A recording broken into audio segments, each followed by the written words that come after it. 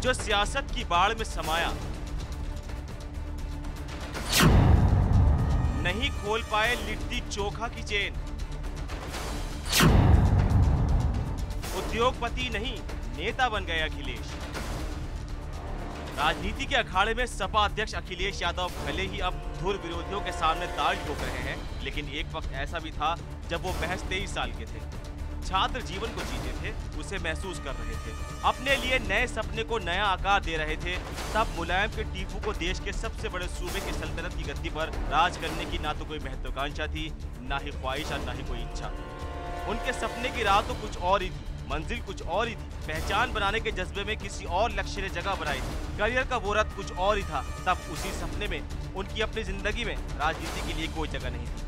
वो पढ़ाई के साथ साथ व्यापार की दुनिया में कदम रखना चाहते थे। उद्योगपति बनकर मैकडॉनल्ड के बर्गर की तरह लिट्टी चोखा का चेन खोलना चाहते थे। बात साल 1996 की है।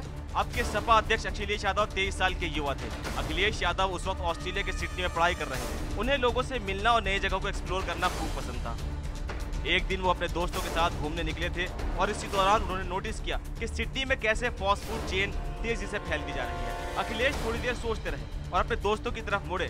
हमें भी यहाँ किसी बिजनेस के बारे में सोचना चाहिए। क्यों ना मैकडॉनल्ड के बर्गर की तरह लिट्टी चोखा की चेन शुरू करें। मुझे पक्का पता है कि ये बहुत पॉपुलर होगा। पढ़ाई के दौरान अखिलेश यादव ने राजनीति में आने के बारे में कभी सोचा नहीं।